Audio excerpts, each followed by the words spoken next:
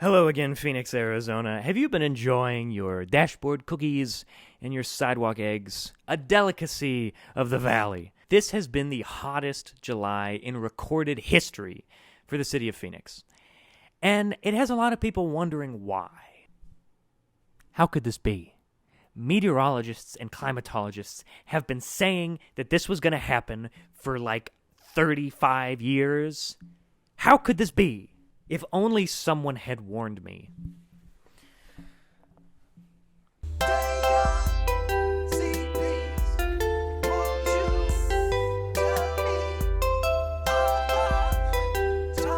What I enjoy about the atmospheric sciences is that they are observable. You can see step 1, step 2, step 3. This is what happened, this is what's happening, and this is what's going to happen.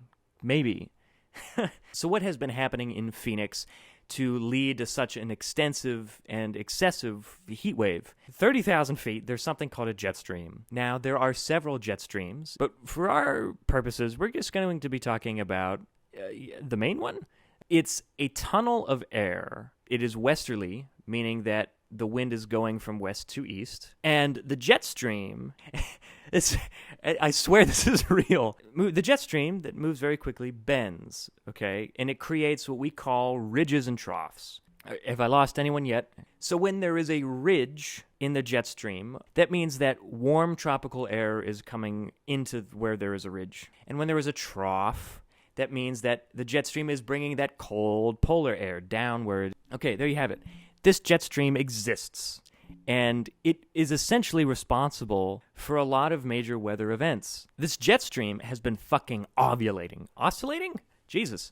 Meaning it's abnormally going whoopity whoopity whoopity. The jet stream on the western side of the United States has a really dramatic ridge. Ridges are typically associated with high-pressure systems, meaning not a lot of rain or, more dramatically, droughts. It's not uncommon for the jet stream to do this. That's usually what summer and winter looks like. Half of the United States is cut in half, one way or another way, by the jet stream. But what makes this summer different? For the month of July, we've had this ridge over Arizona, and it's created what we call a heat dome. Because of the shape of the jet stream and the fact that it's just sitting over Arizona, without it moving, we're stuck with this heat dome. So a bit of a debated stance is the effect that global warming has on the jet stream's movement and speed at which it travels. Sort of a running theory is that if we keep increasing the temperature through the emission of CO2, we are making the atmosphere not only warmer, but a little bit heavier. That makes the jet stream slow down. Now, don't come at me.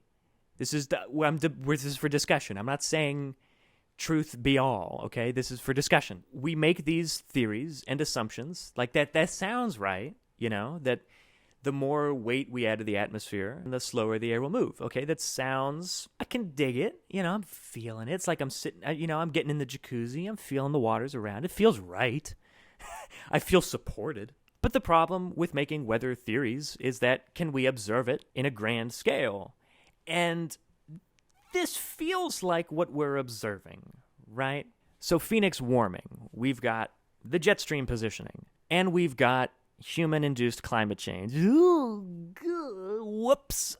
I hate to be the bearer of bad news. Citizens of Phoenix are responsible for its own warming. Every time you drive a car, you are emitting CO2, and you are making the atmosphere hotter.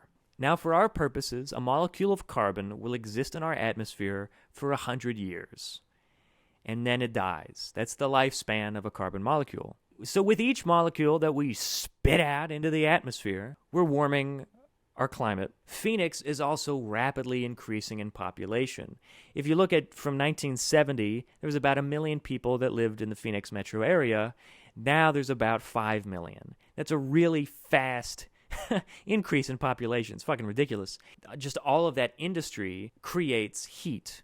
And as Phoenix becomes a destination for the Super Bowl, for golf games where people trash shit, for theme parks, we're going to make Phoenix hotter. We're doing it to ourselves, and we're watching it. So we can't just blame the jet stream. We have to blame ourselves because we are the cause. Now, I wouldn't think of this as the hottest July in Phoenix history. I would think of this as one of the coolest Julys in the rest of Phoenix history. So, what can we do to make Phoenix cooler? Not really anything. What we can do is keep Phoenix from getting hotter. In the meantime, what is the city of Phoenix actually doing to stop it from getting so fucking hot? I'm sure it's a great idea.